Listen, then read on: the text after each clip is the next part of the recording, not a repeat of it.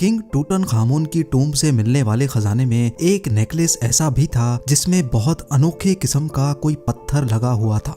इस पत्थर की खास बात यह थी कि ना तो इस जैसा पत्थर आज से पहले किसी ने देखा था और ना ही किसी को इसका नाम मालूम था।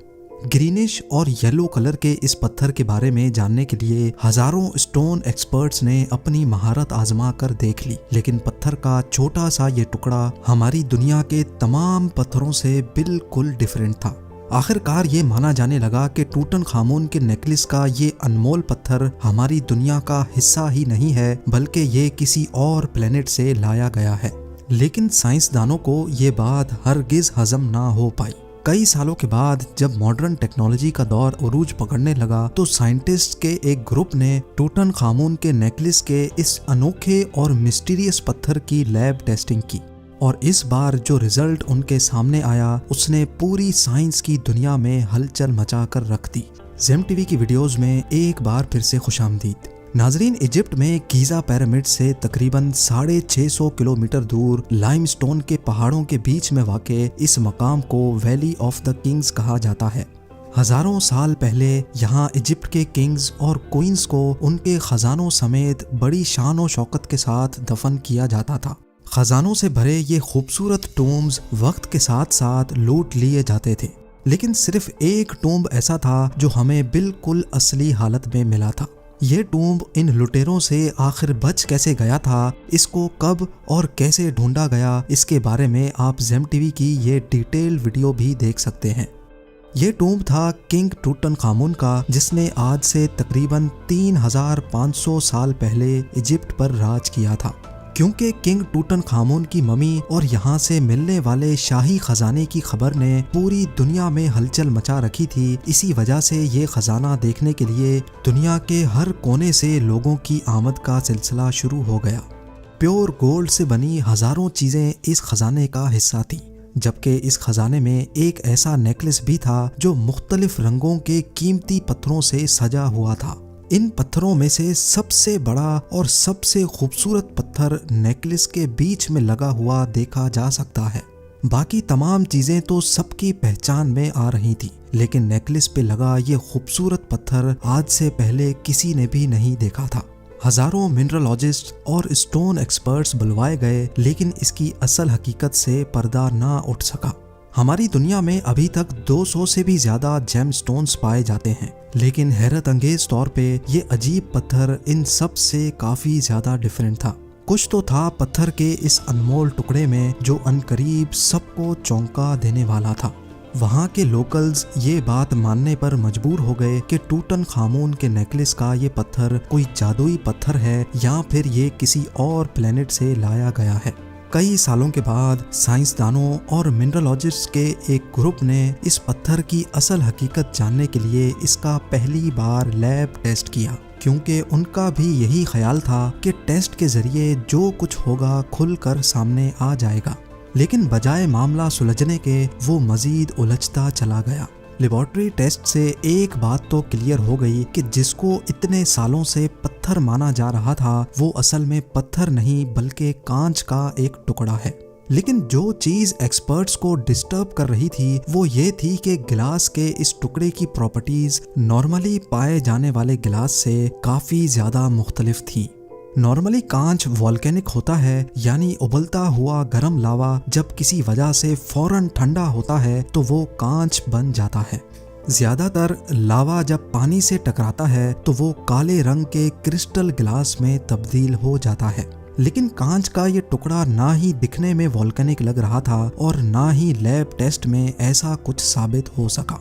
लेबोरेटरी टेस्ट से मजीद ये भी जाना गया कि गिलास का ये टुकड़ा 1800 डिग्री सेंटीग्रेड से भी ज़्यादा के टेम्परेचर पे बनाया गया है, जबकि वॉल्केनो से निकलने वाला उबलता हुआ लावा सिर्फ 1100 डिग्री सेंटीग्रेड जितना ही गर्म होता है। गिलास का ये टुकड़ा 3500 साल पहले एंशिएंट इजिप्शियंस के पास आखिर आया कहाँ से था, और यही वो सवाल था जो रिसर्चर्स की टीम को लगातार परेशान कर रहा था। दुनिया भर के इजिप्टोलॉजिस्ट, साइंटिस्ट और मिनरलॉजिस्ट सर जोड़कर बैठ गए, क्योंकि टूटनखामुन के नेकलेस पर लगा कांच का ये टुकड़ा अब एक मिस्ट्री बन चुका था। कई साल गुजर गए, लेकिन बदकिस्मती से कोई भी ये मालूम ना कर सका कि आखिर ये अनमोल कांच आया तो आया कहाँ से। लेकिन फिर आखिर वो दिन आ ही गया जिसका सबको इंतज़ार था। अफ्रीकन सहारा, जो कि इतना बड़ा है कि उसने कई मुल्कों को अपनी लपेट में लिया हुआ है। 92 लाख स्क्वायर किलोमीटर पर फैला हुआ ये डेजर्ट अल्जीरिया, मॉरिटानिया, माली, नाइजर, लीबिया और सूडान के साथ साथ इसका एक बहुत बड़ा हिस्सा इजिप्ट में भी आता है। इजिप्ट का शहर कायरो, जहाँ के म्यूजियम में टूटन खामून का खजाना मौजूद है, वहाँ से तकरीबन 1000 किलोमीटर दूर बीचों बीच डेजर्ट से एक काफिला गुजर रहा था। उन्होंने नोटिस किया कि रेगिस्तान के इस हिस्से में दूर दूर तक रेत पर कुछ चीजें पड़ी चमक रही थी। करीब जाकर देखा गया तो गर्म रेत पर हजारों नहीं बल्कि लाखों कांच के टुकड़े बिखरे पड़े थे, और ये कांच की वही किस्म थी जो टूटन खामून के नेकलेस में पाई गई थी। ये मंजर काफी अजीब महसूस होता था, क्योंकि जिस जगह से सालों में कोई नहीं गुजरता, वहाँ पे इतनी तादाद में कांच के अजीब टुकड़े मिलना काफी हैरान कुन था। ये बात पूरे इजिप्ट में आग की तरह फैल गई, और जल्द ही रिसर्चर्स की टीम तक भी, जो कि सालों से इस खास गिलास के टुकड़े पर तहकीक कर रही थी। वो सवाल जिसका कई सालों से जवाब नहीं मिल रहा था, उसका जवाब अब आखिरकार सबके सामने आ चुका था। टूटन खामून के नेकलेस का कांच 1000 किलोमीटर डीप इजिप्ट के रेगिस्तान से लाया गया था, जिसको अब डेजर्ट गिलास का नाम दे दिया गया। लेकिन हजारों मील के एरिया पर फैले कांच के ये टुकड़े आखिर आए कहाँ से थे? ये जानने के लिए ज़रूरी था कि रेगिस्तान का रुख किया जाए। मुसलसल 3 दिन और 3 रातें सफ़र के बाद वो पॉइंट आ गया जिसकी रिसर्चर्स को तलाश थी। ये रेत का वो समंदर है जहाँ दूर दूर तक ना ही कोई इंसान नज़र आता है और ना ही कोई जानवर। कांच के बेशुमार टुकड़े रेत के ऊपर, जबकि कई रेत के अंदर भी धंसे हुए थे। ऐसा मालूम होता है कि यहाँ किसी दौर में कोई बहुत बड़ा वाक़या हुआ था, जिसकी वजह से ये डेजर्ट गिलास बना था। पिछले कई सालों के दौरान जहाँ इस पुरअसरार कांच के टुकड़ों के बारे में कोई इन्फॉर्मेशन नहीं थी, वहीं अब रिसर्चर्स के सामने ऐसे लाखों टुकड़े बिखरे पड़े थे। अब जानना यह था कि आखिर ये यहाँ पर आए कैसे। कई सैंपल्स का मॉडर्न लैब टेस्ट किया गया तो मालूम पड़ा कि इनमें कुछ ऐसे पार्टिकल्स भी थे जिनका ताल्लुक वाकई हमारी अर्थ से नहीं था। लेकिन एक और बहुत अहम इंफॉर्मेशन भी थी जो इसी टेस्ट के जरिए मालूम पड़ी, और वो ये थी कि गिलास का ये टुकड़ा आज से तकरीबन 3 करोड़ साल पुराना है।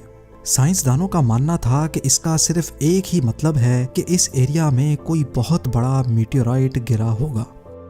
वैसे तो अर्थ की तरफ रोजाना कई मीटियोराइट्स आते हैं, लेकिन जैसे ही वो अर्थ के एटमॉस्फेयर में दाखिल होते हैं तो फ्रिक्शन की वजह से इनमें आग भड़क जाती है और वो जमीन पर गिरने से भी पहले भाप बनकर उड़ जाते हैं।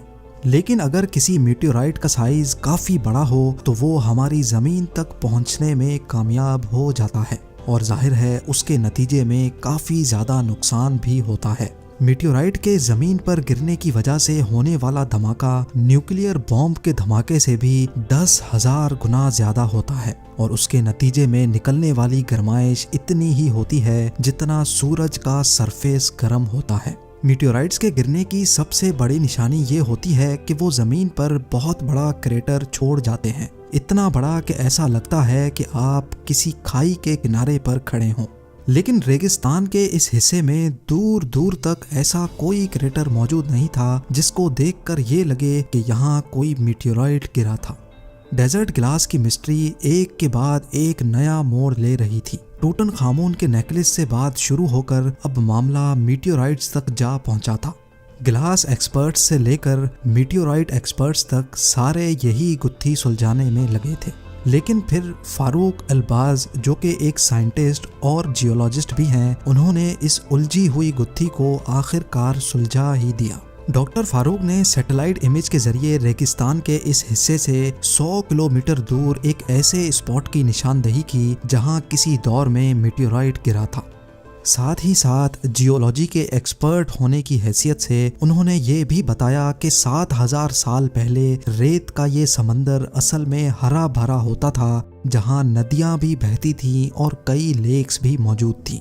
क्योंकि ये गिलास 3 करोड़ साल पुराना है और तब यहाँ का नक्शा डिफरेंट हुआ करता था। यहाँ से 100 किलोमीटर दूर सैंडस्टोन के इन पहाड़ों पर जब आग से भरा मेटेराइट गिरा तो उसने एक ही झटके में सैंडस्टोन्स को पिघला दिया होगा। पिघलते हुए सैंडस्टोन का लावा पानी पे गिरने की वजह से फौरन ठंडा हुआ तो ये अनोखा सिलिका ग्लास बन गया, जो नदियों के प्रेशर से बहता हुआ 100 किलोमीटर दूर इस पॉइंट तक आ गया है। नाजरीन, डेजर्ट ग्लास की मिस्ट्री को सॉल्व करने में साइंसदानों को पूरे 100 साल लग गए। इस ग्लास को डेजर्ट ग्लास या फिर प्योर सिलिका ग्लास भी कहा जाता है, जो कि सिर्फ अफ्रीका के इस डेजर्ट में ही पाया जाता है। हवाओं की वजह से हर गुजरते साल जब सैंड ड्यून्स अपनी लोकेशन शिफ्ट करती हैं तो उनके नीचे दबे नए ग्लास के टुकड़े बरामद होते हैं। अभी तक रिसर्चर्स को जो सबसे बड़ा टुकड़ा मिला है उसका वजन 26 केजी बताया जाता है। उम्मीद है जेम टीवी की ये वीडियो भी आप लोग भरपूर लाइक और शेयर करेंगे। आप लोगों के प्यार भरे कमेंट्स का बेहद शुक्रिया। मिलते हैं अगली शानदार वीडियो में।